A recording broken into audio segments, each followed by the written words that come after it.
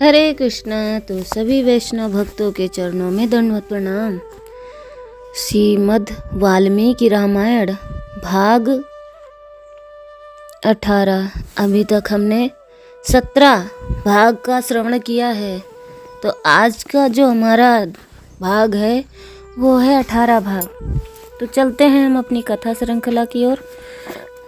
जगत गुरु श्रीला प्रभुपाद की जय, अनंत कोटि वैष्णव भक्त वृंद की जय, गुरु महाराज की जय, आप सभी वैष्णव भक्त वृंद की जय। मंगल भवनय मंगल हारी, राहु सो दशरथ अजर बिहारी, दीन दयाल विरज संभारी, हरहु नाथ मम संकट भारी। श्री राम जय राम, जय जय राम, श्री राम जय राम, जय जय राम। सियापति रामचंद्र की जय, पवन सुत महावीर की जय।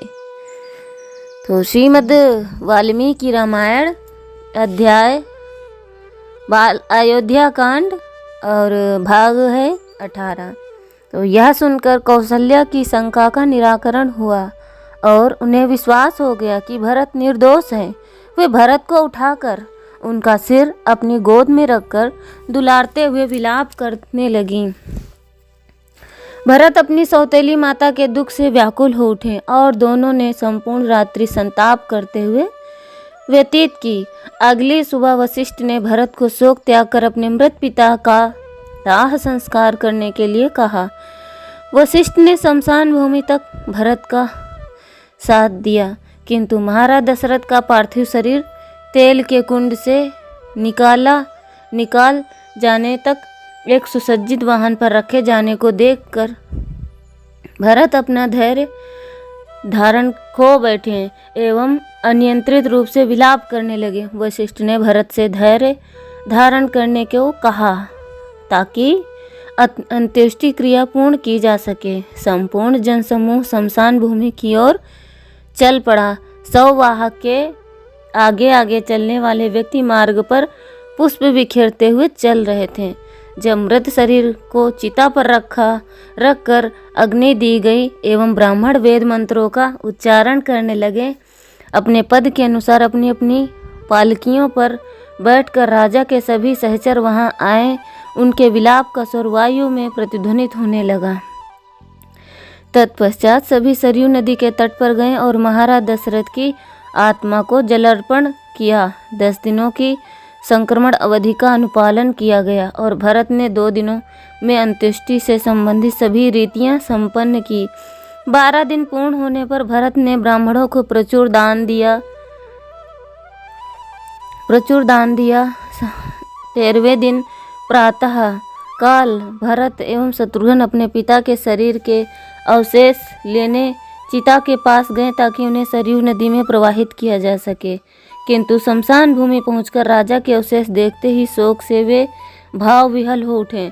भरत एवं शत्रुघ्न गिर गए तथा विलाप करते हुए कहने लगे, पिताश्री, हमें छोड़कर आप कहाँ चले गए?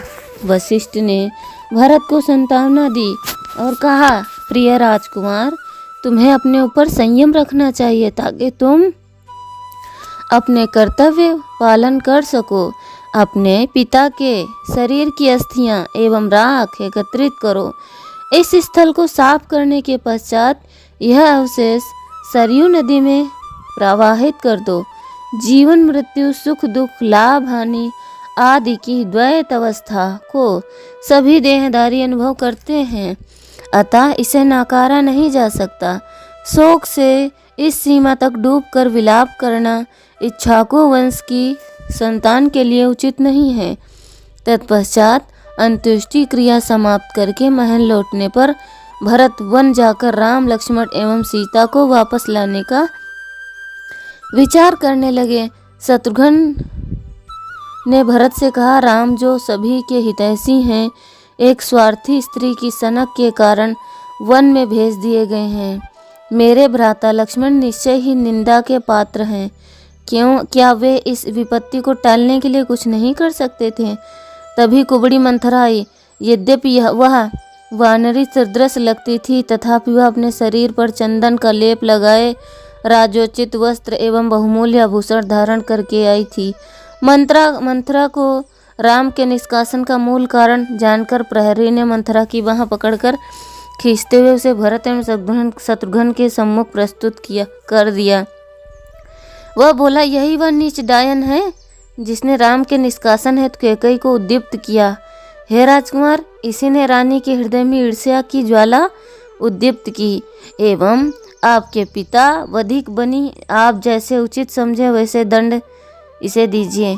प्रतिकार की अग्नि में उद्दीप्त शत्रुघ्न हिंसक रूप से मंथरा को पकड़कर भूमि पर खींचने लगे। मंथरा के गहने टूट गए एवं मड़ियाँ इधर उधर बिखर गईं। यह देखकर उसके उपस्थित कुछ कुबड़ी स्त्रियां शत्रुघ्न के भय से भाग गईं। तत्पश्चात शत्रुघ्न ने दृढ़तापूर्वक कहा, आज मैं मंथरा एवं कैकेयी दोनों के प्रति दीर्घकाल से नियंत्रित अपने क्रोध का प्रदर्शन करूंगा, ताकि इन्हें भी उसी प्रकार दुख हो जो इन्होंने दूसरों को दिया है। चूंकि कैकेयी अपने पुत्र की शरण में दौड़कर जा पहुंची, भरत ने अपने अनुज को रोककर कहा, शत्रुघ्न, स्त्रियां कभी वध किए जाने के लिए नहीं होती। मैं स्वयं कैकेयी एवं मंथरा का वध कर सकता था, किंतु मुझे ज्ञात है कि ऐसे कृत्य के लिए राम मुझे कभी क्षमा नहीं करेंगे। अतएव संयम रखो। शत्रुघ्न को मंथरा पर दया आई तो छूटते ही दौड़कर कैकेयी के पास गई और उसके चरण पकड़कर विलाप करने लगी। मंथरा को जीवन दान देकर भरत ने धार्मिक सिद्धांतों के प्रति अपना समर्पण एवं अपने दयालु स्वभाव दोनों को ही प्रदर्शित किया। भगवान के भक्त सद्गुण के स्वामी होने के कारण सदैव ही कृपालु होते हैं। यद्यपि मंथरा राम, सीता एवं लक्ष्मण के निष्कासन भगवान के भक्त यद्यपि मंथरा राम, सीता एवं लक्ष्मण के निष्कासन, दशरथ की मृत्यु तथा प्रजा के अतिशय शोक इन सभी का कारण थी, किंतु धार्मिक सिद्धांत का अनुपालन करने के कारण ही भरत ने उसे जीवन दान दे दिया। यद्यपि उसने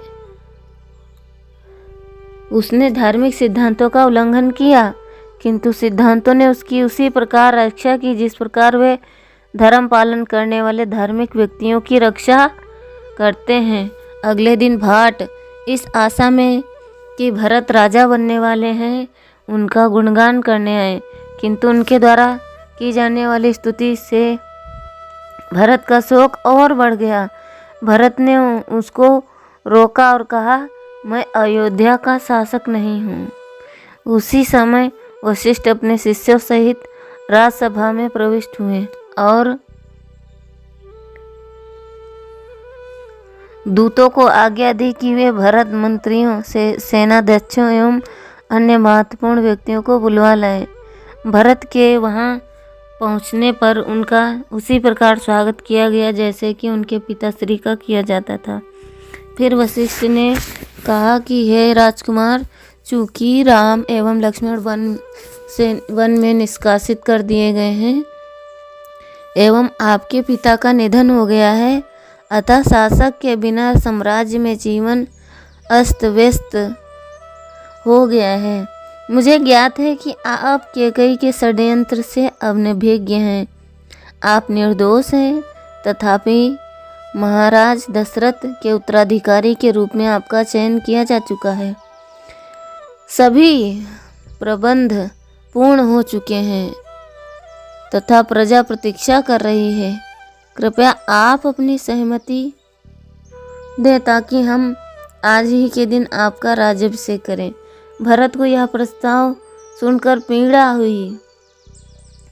उसने आंसू रोकते हुए उन्होंने वशिष्ठ को उत्तर दिया, हे ऋषियों में श्रेष्ठ, आपको हमारे परिवार की यह रीति भली भांति ज्ञात है कि सिंहासन ज्येष्ठ पुत्र को ही सौंपा जाना चाहिए। मैं बलपूर्वक राम से सिंहासन लेने का विचार कदापि नहीं किया, क्योंकि मैं स्वयं को राम का एक तुच्छ सेवक समझता हूँ। मैं राम को अविलंब अयोध्या लौट आने के लिए सहमत करने वन में जाना चाहता हूँ। यद्यपि मैं ऐसा नहीं कर पाता हूँ तो लक्ष्मण की भांति उनके साथ रह जाऊंगा। अतएव आप आवश्यक मार्ग के निर्माण हेतु अभियंताओं एवं सेना को आदेश दे, ताकि हम निर्विघ्न प्रस्थान कर सकें। भरत का ऐसा भावुक निवेदन सुनकर सभी की आंखों से आंसू आ गए। उनके निर्णय से सभी प्रसन्न थे। उनकी सहमति पाकर भरत के मन का भार उतार दिया और उनके नेत्रों से हर्ष के आंसू बहने लगे। तत्पश्चात मंत्रियों ने अनेक अभियंताओं एवं श्रमिकों को बुलाया। शीघ्र ही श्रमिक का समूह नगर से वन की ओर जाने वाले मुख्य मार्ग का निर्माण करने के लिए चल पड़ा। पहले श्रमिकों ने वृक्ष को काटा एवं जड़ों को उखाड़कर तथा गड्ढों को भरकर भूमि को समतल किया। जब नदियों का पुल बनाए और मुख्य मार्ग को चूना मिश्रित मसाले द्वारा पक्का करा, फिर मार्ग के तट पर पुष्प वाले वृक्ष लगाए। जलाशयों का निर्माण करने हेतु बांध बनाए गए।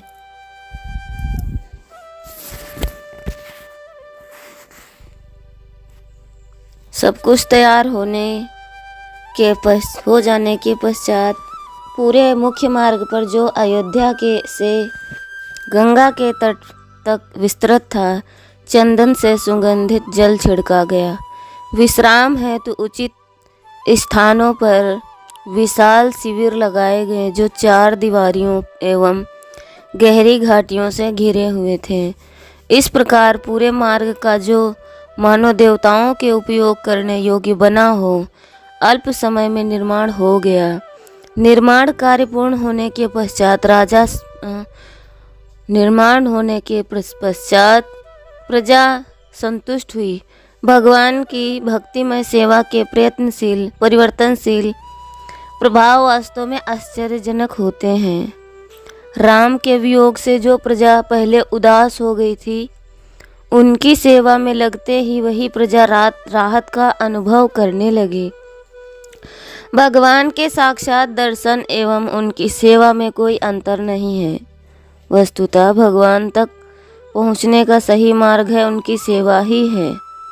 भगवान का साक्षात दर्शन करने के प्रयास की अपेक्षा हमें दृढ़ता से उनकी सेवा करनी चाहिए, ताकि वे स्वयं हमें देखना चाहें। अगली सुबह भरत ने सुमंत्र से अपना रथ लाने को कहा और तब वे विशाल सेना लेकर चले। भरत के नेतृत्व में उस विशाल दल में 60,000 रथ थे, जिनके सारथी राम के पूर्ण शरणागत थे।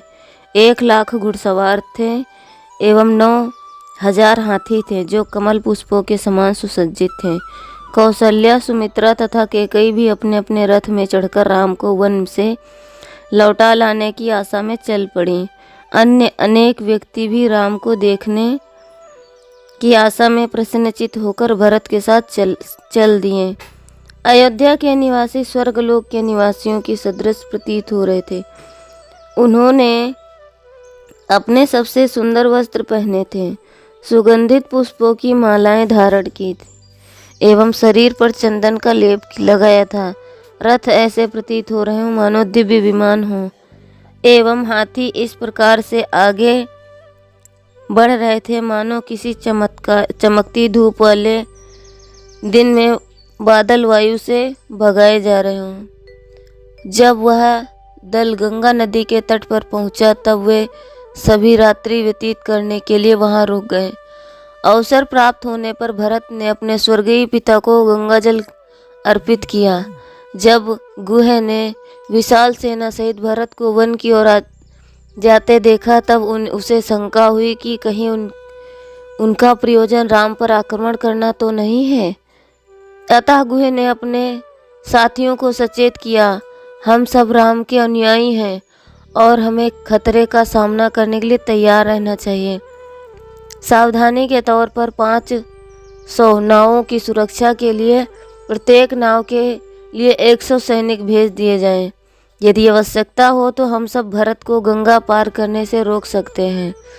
अनेक उपहार लेकर गुह भरत का वास्तविक उद्देश्य ज्ञात करने की आशा में उनसे मिलने पहुँचे। जब सुमंत्र ने गुह को आते देखा तब उन्होंने भरत को बताया कि निषाद राज राम के मित्र हैं। गुह के पहुंचने पर भरत ने उनका अतिथि सत्कार करने उनसे भरद्वाज के आश्रम पर का मार्ग पूछा। गुह ने कहा, आप निश्चिंत रहें, मैं आपको ऐसा मार्ग बताऊंगा कि आप सभी को तनिक भी कष्ट नहीं होगा, किंतु कृपया पहले मुझे स्पष्ट कहें कि आप किस उद्देश्य से राम को मिलने जा रहे हैं। आपके साथ इतनी विशाल सेना देखकर लगता है कि मानो आप राम से युद्ध करने जा रहे हों। भरत ने उत्तर दिया, प्रिय गुह, आपके दोषारोपण से मुझे दुख होता है। मैं राम को अयोध्या वापस ले जाने के लिए आया हूँ ताकि उनका राज्याभिषेक किया जा सके। कृपया आप मेरे वचन पर विश्वास कीजिए। तब चूंकि रात्रि हो चुकी थी, सभी विश्राम के लिए तैयार थे। जब भरत अपनी सैया पर गए तब गुह उनके पास आकर बोले, जब राम यहाँ पर सीता एवं लक्ष्मण के साथ आए थे तब वे हमारे द्वारा बनाए हुए सूखे पत्तों की सैया पर सोए थे। जब राम एवं सीता सो गए तब लक्ष्मण और मैं पूरी रात जागकर चर्चा करते रहे। राम को नंगी जमीन पर सोते देखकर लक्ष्मण किसी भी प्रकार की सुविधा स्वीकार करने के लिए तैयार न थे। अगली सुबह राम एवं लक्ष्मण ने वट से के वृक्ष से निकलने वाले चिपचिपे द्रव से अपने बालों की जटा बनाई और गंगा पार की। यह सुनकर कि राम ने अपने बालों की जटा बनाई, भरत को बहुत दुख हुआ। उन्हें भय लगा कि उनके अग्रज अयोध्या नहीं आना चाहेंगे, अतः भय से व्याकुल होकर भरत अकस्मात मूर्छित हो गए। कौशल्या जो निकट ही बैठी थी उनकी सहायता के लिए आई। 1 घंटे के पश्चात भरत को चेतना आई। जब उन्होंने अपनी चिंतित सौतेली माता को देखा तब उन्होंने आश्वस्त किया कि उन्हें राम के विषय में कष्टप्रद बातें सुनने के कारण मूर्छा नहीं आई थी। भरत के निवेदन करने पर गुह ने वह सब कह सुनाया जो राम ने वन जाते हुए किया था। तब वे भरत, शत्रुघ्न एवं उनकी माताओं को उस स्थान पर ले गए जहाँ राम सीता ने विश्राम किया था। उन्होंने उनको वह कुसा की घास दिखाई जो राम एवं सीता शरीर के भार से कुचली गई थी। यह देखकर सभी को दुख हुआ, क्योंकि उन्हें स्मरण हुआ कि राम किस प्रकार राजोचित वैभव सहित आनंद से विश्राम करते थे। विशेषकर भरत को तो अधिक दुख पहुंचा, क्योंकि वे स्वयं को राम, सीता एवं लक्ष्मण के इन कष्टों का कारण मान रहे थे। भरत ने स्वयं को धिक्कारा एवं सोचा कि उन्हें भी तुरंत ही बालों की जटा बनाकर भूमि पर लेट जाना चाहिए और इस प्रकार वन में राम का स्थान ले लेना चाहिए। अगली सुबह भरत ने जटा धारण की एवं वृक्ष की छाल से बने हुए वस्त्र धारण कर गुह से निवेदन किया कि वे गंगा पार करवाने में उनकी सहायता करें। तत्पश्चात मनुष्य एवं अश्वों की संपूर्ण सेना ने नाव पर गंगा पार की तथा हाथी तैर कर गए।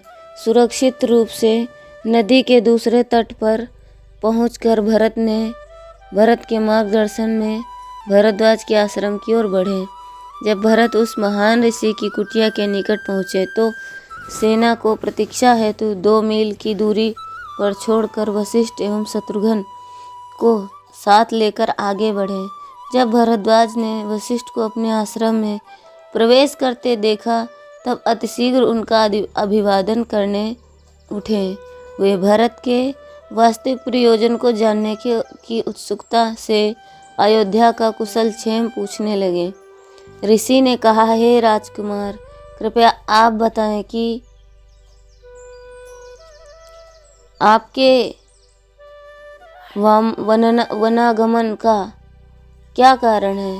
मेरी यही प्रार्थना है कि आप स्पष्ट करें कि राम को कष्ट देने के उद्देश्य से तो नहीं आए हैं। ऋषि के वचनों से भरत को अपार दुख हुआ।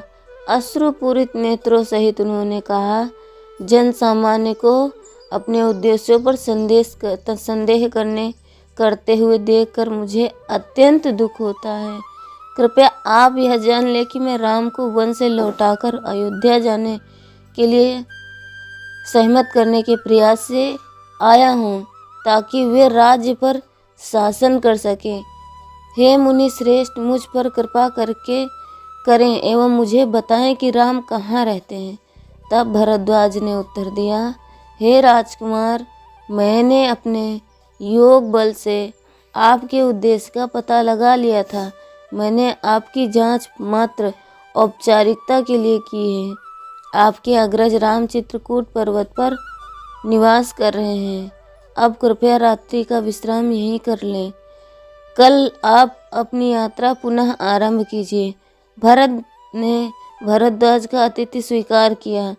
तब ऋषि ने भरत से उनकी संपूर्ण सेना को आमंत्रित करने का आग्रह किया, ताकि वे उनके मनोरंजन की व्यवस्था कर सकें। जब सैनिक उनके आश्रम पर आए, तब भरद्वाज ने विश्वकर्मा, इंद्र, यमराज, वरुण तथा कुबेर सहित सभी से प्रार्थना की।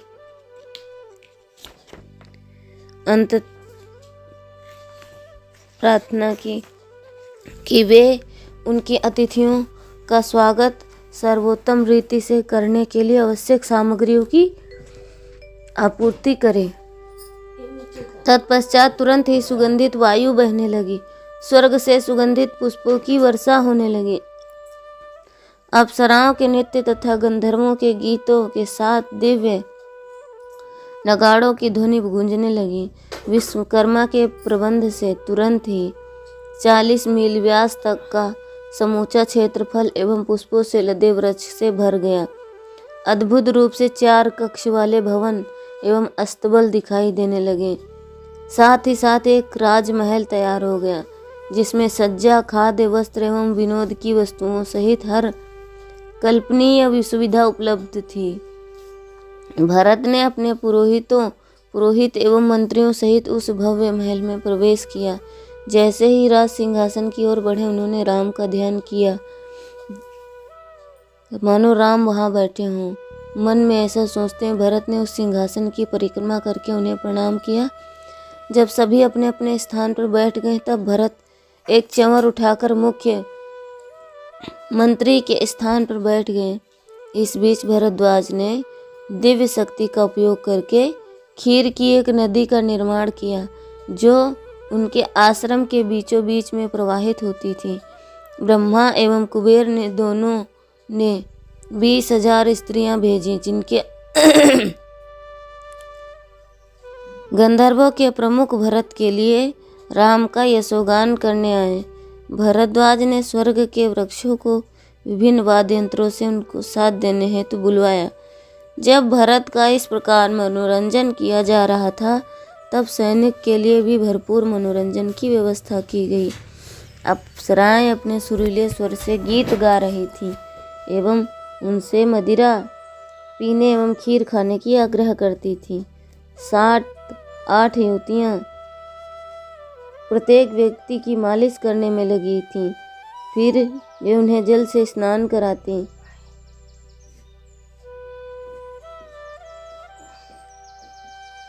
और अन्य पैरों की मालिश करती। घोड़ों को भी शहद में डुबोया हुआ अनाज खिलाया गया।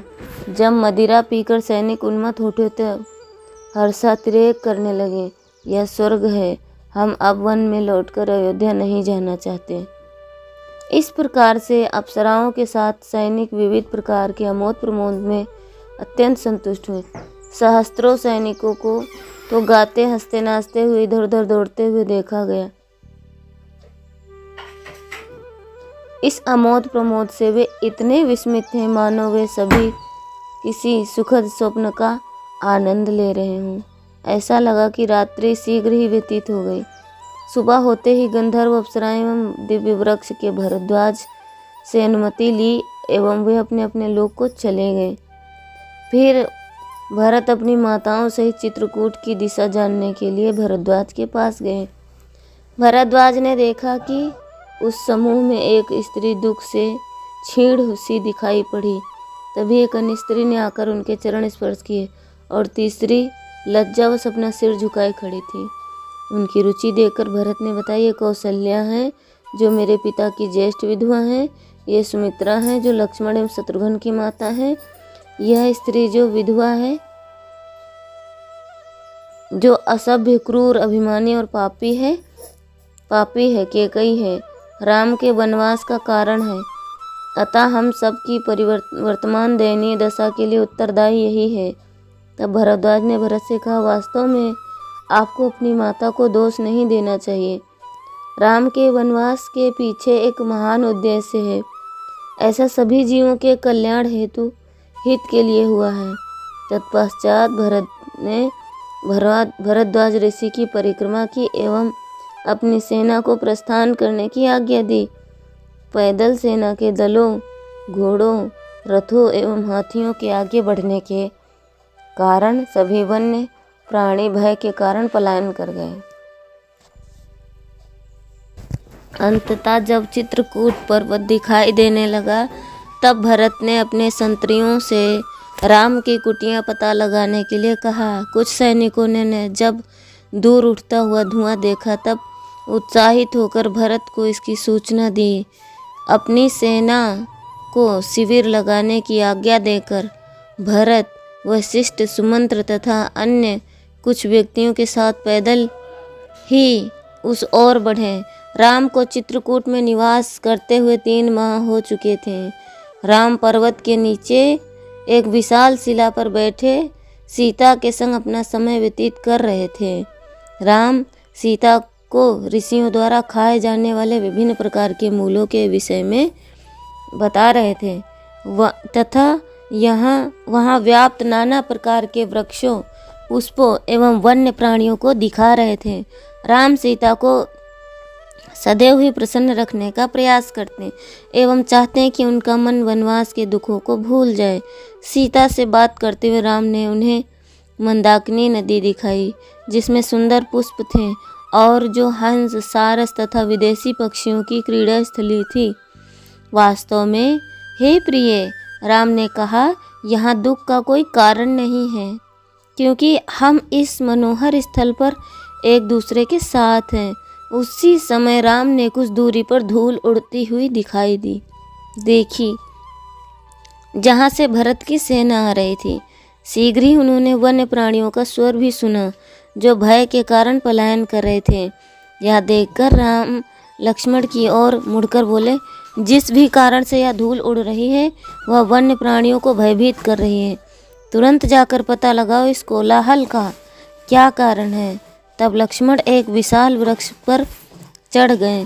वहां से उन्होंने एक विशाल सेना को अपनी ओर आते देखा। अति आवश्यक समझकर उन्होंने राम से आकर कहा, अग्नि बुझा दीजिए, एक विशाल सेना आ रही है, सीता को गुफा में छुपा दीजिए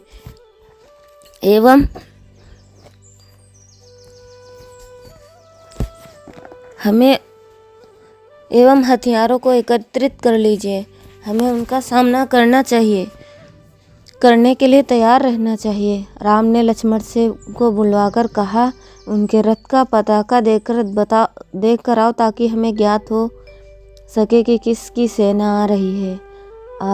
आधी चिन्ह को देखकर लक्ष्मण समझ गए कि यह उनके भाई की सेना है और उच्च स्वर से पुकार कर कहा, हे भरत, ये भरत है, वे अवश्य हमारा वध करने आ रहे हैं, ताकि वे निश्चिंत होकर साम्राज्य पर शासन कर सकें। वस्तुतः वे तीव्र उत्साह से इधर आ रहे हैं। हमें तुरंत ही धनुष लेकर पर्वत की चोटी से उनके साथ संघर्ष करने के लिए तैयार हो जाना चाहिए। मुझे लगता है कि यह हमारा सौभाग्य की है कि हम उस व्यक्ति से संघर्ष कर सकेंगे जो हमारी पीड़ा एवं दुर्भाग्य का कारण है। हमें भरत का वध करने में संकोच नहीं करना चाहिए। तत्पश्चात मैं केकई एवं उनके संबंधियों का भी वध करना चाहूँगा, ताकि उनके द्वारा किए गए पापों से मुक्त होकर धरती पवित्र हो जाए। क्रोध से उत्तेजित लक्ष्मण को रोकते हुए राम ने कहा, भरत यहाँ मुझसे मिलने की तीव्र इच्छा से आ रहे हैं, फिर बाण धनुष की क्या आवश्यकता है। मेरे विचार से भरत मुझे साम्राज्य देने आ रहा है, तथापि यदि भरत का वध करके स्वयं राज सिंहासन लेने की तुम्हारी इच्छा हो तो कहो, मैं भरत से शांतिपूर्वक सिंहासन तुम्हें सौंप देने के लिए कहूँगा। इस प्रकार राम द्वारा भर्त्सना किए जाने पर लक्ष्मण ने अपना सिर लज्जा से झुका लिया और कहा, मुझे लगा कि पिताश्री हमसे मिलने आए हैं, किंतु चूंकि उनका हाथी श्वेत छत्र के बिना है, मुझे नहीं लगता है कि वे आए होंगे। लक्ष्मण तब वृक्ष से उतरकर राम एवं सीता के साथ कुटिया की ओर बढ़े। इस समय भरत ने उस वन में प्रवेश किया जिसमें चित्रकूट पर्वत स्थित था। जब उन्होंने पुनः धुआं निकलते देखा तब वे उसी दिशा में बढ़े, इस आशा के साथ कि वे राम की कुटिया के निकट पहुंच जाएंगे। भरत शीघ्रतापूर्वक जा रहे थे तथा गुहे, शत्रुघ्न एवं कुछ अन्य उनके पीछे थे। वशिष्ठ उनकी माताओं को ला रहे थे। अंततः कुटिया को देखा जहाँ राम एवं लक्ष्मण के स्वर्ण जनित धनुष थे एवं सामने यज्ञ की वेदी थी। जब भरत ने राम को देखा तब उनकी आंखों से आंसू लिए वे दौड़ते हुए रोते हुए बोले, हे राम, आपको जटा धारण किए तथा वृक्षों की छाल से निर्मित वस्त्र पहने देखकर, आपके चरण कमल पर वन के सूलों की चुभन देखकर अपार कष्ट होता है। मेरे दोष के कारण ही आप उस राजोचित वैभव का सुख नहीं ले पा रहे हैं जिसके आप अधिकारी हैं। आप उसके स्थान पर आपको वन में रहकर कष्ट सहना पड़ रहा। श्रीला प्रभुपाद के अनुसार भगवान के चरण कमल सदैव ही भक्तों के ध्यान का विषय रहे हैं। दंडकारण्य वन में भ्रमण करते हुए कभी कभी रामचंद्र के चरणों में सूल चुभ जाते हैं। यह सोचकर उनके भक्त मूर्छित हो जाते हैं। इस भौतिक विश्व की किसी भी क्रिया प्रतिक्रिया से भगवान को सुख दुख की अनुभूति नहीं होती, किंतु भक्तों को भगवान के चरणों में सूलों का चुभना सहन नहीं हो पाता। राम का चरण स्पर्श करने के लिए आगे बढ़ने पर भरत मूर्छित होकर भूमि पर गिर गए। राम ने शीघ्र उन्हें उठा लिया और यह देखकर व्यथित हो गए कि वे भी वृक्ष की छाल धारण किए हुए हैं। अपने चरणों में गिरे हुए शत्रुघ्न का आलिंगन करके राम ने गुहे एवं सुमंत्र का भी आलिंगन किया। तब राम ने भरत को अपनी गोद में लेकर कहा, मेरे प्रिय भाई, पिताश्री को अकेले एवं निसहाय छोड़कर तुम यहाँ क्यों आए हो? मुझे अपनी माताओं एवं अयोध्या की प्रजा के विषय में बताओ, क्या वे सभी कुशल एवं प्रसन्न हैं? तब राम ने भरत से कुछ इस प्रकार प्रश्न पूछे जो वहाँ उपस्थित समस्त व्यक्तियों के लिए शिक्षाप्रद थे। मेरे प्रिय भरत, यह जानो कि यहाँ जहाँ धर्म का पालन होता है वहाँ साम्राज्य अवश्य ही सफल होता है। क्या राज्य में ब्राह्मणों, ज्येष्ठों तथा देवताओं को उचित आदर व सम्मान दिया जा रहा है? क्या राज्य में स्त्रियों को सम्मान किया जाता है? क्या वे सुरक्षित हैं? क्या कला होने पर निष्पक्ष न्याय होता है? मुझे आशा है कि तुम राजा के निम्नलिखित 14 दुर्गुणों को जानते हो। नास्तिकता, पाखंड, क्रोध, दीर्घसूत्रता, विलंब, आलस्य, इंद्रियों की अधीनता, उपदेशों के प्रति अरुचि, असावधानी, अयोग्य, मंत्रिमंडल के प्रति प्रीति, योजना में अव्यवहारिकता, रहस्यों को गुप्त रख पाने की अयोग्यता, मूर्खों की संगति, धार्मिक रीतियों की उपेक्षा एवं शत्रुओं का सामना करने की अयोग्यता। मेरे प्रिय भाई, क्या तुम्हें पराक्रम के तीनों प्रकार, शक्ति, प्रभुत्व तथा बुद्धि का ज्ञान है? क्या तुम अधिक बोलने वालों, अपशब्दों का प्रयोग करने वालों, संपत्ति अपहरण करने वालों, एवं अन्यायी इन चारों के संग से स्वयं को दूर रखते हो? क्या तुम उन 16 प्रकार के राजाओं के साथ संबंध को स्वीकार करते हो जो किशोर हों, अनुभवहीन हों, वृद्ध हों, कायर हों, लोभी हों, विषयी एवं तुच्छ हों, जो युद्ध में पराजित हों, जो प्रायः राज्य से बाहर प्रदेश में घूमते हों, जिसके अपने अनेक शत्रु हों, जो अति निर्धन हों, जो धार्मिक सिद्धांतों के विरोधी हों तथा जो मंत्रियों द्वारा तिरस्कृत अथवा मानसिक रूप से विचलित हों? मुझे आशा है कि सहस्त्रों मूर्खों की अपेक्षा किसी एक विद्वान की संगति को तुम उचित समझते हो। आवश्यकता के समय एक गुणवान मंत्री अत्यंत लाभप्रद सिद्ध होता है, जबकि सहस्त्रों मूर्ख मिलकर कुछ भी नहीं कर सकते। हे भरत, यदि कोई राजा ऐसे वैद्य को जो केवल रोग वर्धन करना होता में प्रवीण होता है, ऐसे सेवक को जिसका उद्देश्य अपने स्वामी का आगमन करना होता है, ऐसे योद्धा को जो स्वयं शासक बनना चाहता हो, सेना व्रत नहीं करता है, तब वे सभी उसे राजा को अवश्य ही समाप्त कर देंगे। क्या स्त्रियों को तुम सुरक्षा एवं सम्मान देते हो? क्या वे अपनी भौतिक आवश्यकताओं की पूर्ति से संतुष्ट हैं? तुम्हें स्त्रियों पर अत्यधिक विश्वास नहीं करना चाहिए एवं उनके समक्ष गुप्त रहस्य प्रकट नहीं करने चाहिए। भरत की जटा एवं वन के अनुकूल वस्त्रों को देखकर राम समझ गए कि यह सब भरत के उनके प्रति प्रेम के कारण है। तब भरत का पुनः आलिंगन करके राम ने पूछा, भ्राता भरत, तुम राज सिंहासन को त्याग कर एक भिक्षुक के वेश में बन क्यों आए हो? भरत ने उत्तर दिया, हे राम, मेरी माता के षड्यंत्र का मुझे कोई ज्ञान नहीं था।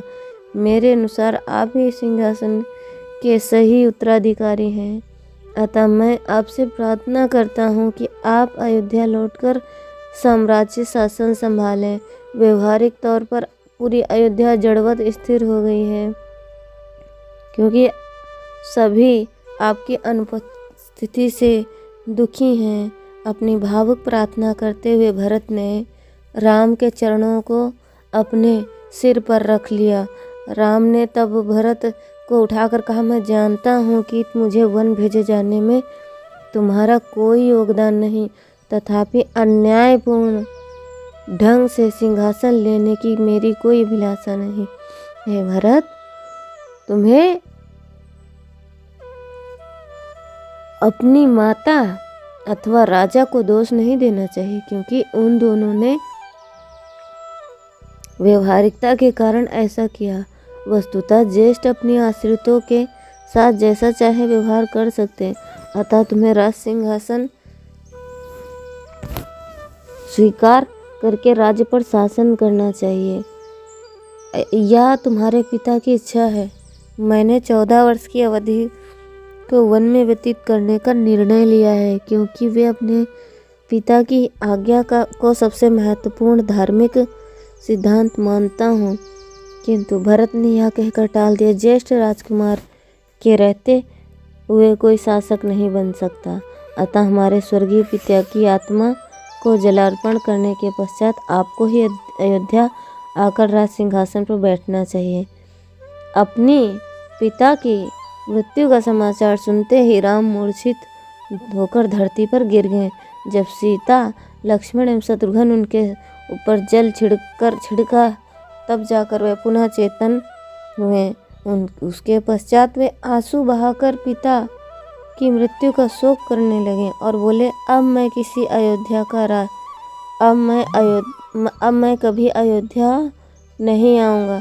यद्यपि ऐसा लगा कि वे एक सामान्य मानव की भांति विलाप कर रहे थे, किंतु वास्तव में वे दिव्य त्रिगुणातीत थे। भगवान तथा उनका अशरीर एवं उनकी लीलाएं कभी सामान्य या भौतिक नहीं होते। भगवत गीता में श्री कृष्ण कहते हैं कि उनके अवतार, क्रियाकलाप एवं तिरोधान की अलौकिक प्रकृति समझ लेने मात्र से ही जन्म मृत्यु के चक्र से व्यक्ति को मुक्ति प्राप्त हो सकते हैं। भगवान श्री कृष्ण ने भी ऐसी ही प्रतिक्रिया व्यक्त की थी जब उन्हें सूचना मिली कि दुष्ट साल्व ने उनके पिता वासुदेव की हत्या कर दी। उस समय वे शोक से लगभग मूर्छित हो गए थे। भगवान राम एवं भगवान कृष्ण दोनों ही पूर्ण पुरुषोत्तम भगवान होने पर भी अपने वे कभी विचलित नहीं होते, क्यों प्रतीत होते हैं। विलाप एवं व्याकुलता तो बद्ध आत्माओं के लक्षण हैं। वे सब उन भगवान में कैसे व्याप्त हो सकते हैं जो समस्त ऐश्वर्यों तथा ज्ञान शक्ति से पूर्ण है। यह विवादास्पद विषय है। वस्तुतः भगवान कभी भ्रमित नहीं होते। मानव चरित्र निभाते हुए वे स्वयं को एक पूर्ण मानव की भांति प्रस्तुत करते हैं। एक साधारण मनुष्य के विभिन्न भावों को प्रदर्शित करते हुए सभी महान ऋषि मुनि जो भगवान को दिव्य प्रेमपूर्ण भक्ति में सेवा अर्पित करते हैं, वे देहात्म बुद्धि से मुक्त हो जाते हैं। फिर भगवान स्वयं इस शरीर को आत्मा समझकर भ्रमित कैसे हो सकते हैं। स्पष्टता उनका विलाप करना भी उनके दिव्य असीमित एवं अचिंत्य व्यक्तित्व का एक अन्य पक्ष है। तत्पश्चात राम अपने भाइयों एवं सुमंत्र सहित मंदाकिनी गंगा के तट पर अपने पिता की आत्मा की शांति हेतु जलार्पण करने गए। फिर चित्रकूट पर्वत पर अपनी कुटिया में पहुंचकर राम ने अपने भाइयों के हाथ पकड़े और चारों भाई शोक से विलाप करने लगे। उनके विलाप की ध्वनि पूरी घाटी में प्रतिध्वनित होने लगी। जब भरत के सैनिकों ने यह ध्वनि सुनी तब वे शोकाकुल हो उठे, क्योंकि उन्हें समझ आ गया कि सभी भाई अपने पिता की मृत्यु के शोक में विलाप कर रहे हैं। सभी सैनिक ध्वनि की दिशा में दौड़े, क्योंकि वे सभी राम का दर्शन करने के लिए उत्सुक थे। कुटिया के समीप पहुंचकर योद्धाओं ने अश्रुपूर्ण नेत्रों से राम का अभिवादन किया। राम ने सभी का उनके पदानुसार स्वागत किया। इस बीच वशिष्ठ राजा दशरथ की तीनों विधवाओं को लेकर तीव्र वेग से चलकर राम के पास आ रहे थे। जब वे मंदाकिनी गंगा के तट पर पहुंचे तब उन्होंने राम द्वारा अपने स्वर्गीय पिता को अर्पित वस्तुओं के अवशेष देखे। कौशल्या को यह देखकर दुख हुआ कि राम ने अपने पिता को केवल वन्य फलों के गुद्दे ही अर्पित किए हैं। कौशल्या को यह अपने पति के योग्य नहीं लगा और अचरज से उन्होंने सोचा, दृष्टांत की सत्यता यही है, मनुष्य जिन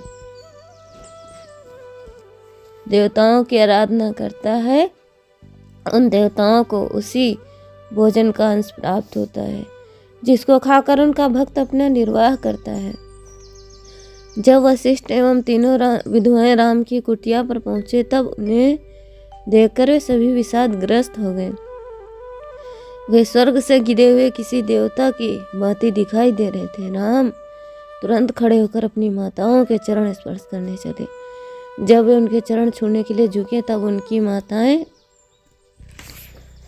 उनकी पीठ पर लगी धूल को साफ करने लगी। उसी प्रकार सीता एवं लक्ष्मण ने भी अश्रुपूर्ण नेत्र सहित माताओं के चरण स्पर्श किए। कौशल्या ने सीता का आलिंगन किया एवं राम वशिष्ठ के चरण स्पर्श करके उनके पास पहुँचे। तब राम अपने गुरु के पास बैठ गए एवं अन्य उनके चारों ओर बैठ गए। तब भरत ने राम से कहा, मैं कौशल राज्य आपको लौटाना चाहता हूँ। यद्यपि वहाँ उपस्थित अन्य सभी ने इसकी सराहना की, किंतु राम ने कहा, मेरे भाई, मेरे प्रिय भरत, इस भौतिक विश्व में कोई भी स्वतंत्र रूप से कार्य नहीं कर सकता। अनंत काल के नियंत्रण में अंततः सबकी पराजय होती है। अतः बुद्धिमान मनुष्य को जीवन के परिवर्तनों पर शोक नहीं करना चाहिए। संयोग का अंत वियोग में होता है। जैसे पानी में बहने वाली लकड़ी अंत में टुकड़ों में बिखर जाती है, परिवार और समाज कुछ समय के लिए मिलकर फिर पृथक पृथक गंतव्य को चले जाते हैं। जैसे पानी जैसे किसी ठोस स्तंभ का भी सने सने क्षय होता है और वह भवन के धराशायी होने के कारण बनता है। युवा मनुष्य वृद्ध होकर अंततः मृत्यु को प्राप्त होता है। जैसे एक नदी उसके स्रोत को और नहीं बहा सकती, अब प्रत्येक व्यक्ति को चाहिए मनुष्य के चर्म की झुर्रियां पड़ जाती हैं और केश श्वेत हो जाते हैं। क्या वह क्या कर सकता है? वह उदित होते तथा अस्त होते सूर्य को देखकर आनंदित होता है, यह सोचे बिना कि उसकी आयु का ह्रास हो गया। एक सभ्य एवं विद्वान व्यक्ति को मृत्यु के पश्चात उच्चतर लक्ष्य की प्राप्ति हेतु धार्मिक सिद्धांतों का पालन करने में अपनी शक्ति उपयोग करना चाहिए। हमारे पिता ने अपने वृद्ध शरीर का परित्याग करके स्वर्ग को सुखों को प्राप्त किया है। अतः विलाप करने की कोई आवश्यकता नहीं। भरत, तुम्हें तुरंत ही अयोध्या लौटकर अपने पिता की आज्ञा का पालन करना चाहिए। मैं इनकी इच्छा की पूर्ति करने के लिए यहीं रहूँगा। भरत ने तर्क किया, हमारे भद्र पिताश्री वृद्ध अवस्था में स्त्री के प्रति अत्यंत आसक्त हो गए थे। ऐसा कहा जाता है कि मृत्यु के समय किसी न किसी वस्तु में निश्चित रूप से आसक्त हो जाता है। वस्तुतः पिताश्री के लिए यह सत्य था। राम, आपको उस हानि की क्षतिपूर्ति करनी चाहिए जो पिताश्री की आसक्ति के कारण हुई और अयोध्या लौट चलना चाहिए। आप एक क्षत्रिय हैं और आपका कर्तव्य है कि आप शासक बनकर रहें, न कि सन्यासी की भांति। आप एक गृहस्थ हैं जो चारों आश्रमों में उत्तम आश्रम है। आप पारिवारिक जीवन के कर्तव्यों को क्यों त्यागना चाहते हैं? यदि आप अयोध्या नहीं लौटेंगे तो मैं भी यहीं रहूँगा, जैसे कि लक्ष्मण यहाँ है। राम ने उत्तर दिया, प्रिय भरत, तुम हमारे पिता को यह दोष देकर कि वे कैकेयी के प्रति आसक्त थे त्रुटि कर रहे हो। दशरथ के साथ कैकेयी के विवाह के समय ही कैकेयी के पिता ने राजा से यह वचन लिया था कि कैकेयी का पुत्र ही राजा होगा। भरत, अब तुम अयोध्या लौट जाओ कि कैकेयी का पुत्र लौट जाओ और पिताश्री के वचन को अखंड रखो। तुम्हें राज्य पर शासन करने का उत्तरदायित्व लेना चाहिए, भले ही वह केवल मेरे लिए हो। उसके पश्चात ऋषि जबाली ने बोलना आरंभ किया। राम में राजोचित वैभव का सुख भोगने एवं इंद्रिय सुख की इच्छा जागृत करके अयोध्या लौटने के विचार से जबाली नास्तिकतावाद के दर्शन को इस प्रकार समझाने लगे, हे राजकुमार, जीव, वीर एवं अंडे के संयोग के फल के अतिरिक्त और कुछ भी नहीं है। माता जीव के जन्म का भौतिक कारण एवं पिता कार्यक्षम कारण होते हैं। वास्तव में जीव का निर्माण अणु के कणों का संयोग मात्र है। मृत्यु के पश्चात वह पुनः धूल कण बन जाता है। अतः प्रत्येक वस्तु अणुओं के संयोग के अतिरिक्त और कुछ भी नहीं है। कुछ भी नहीं। वास्तव में हम जिन्हें माता पिता व पुत्र व पुत्री कहते हैं, उनका हमसे कोई वास्तविक संबंध नहीं है। राम, आप अपने तथाकथित पिता के लिए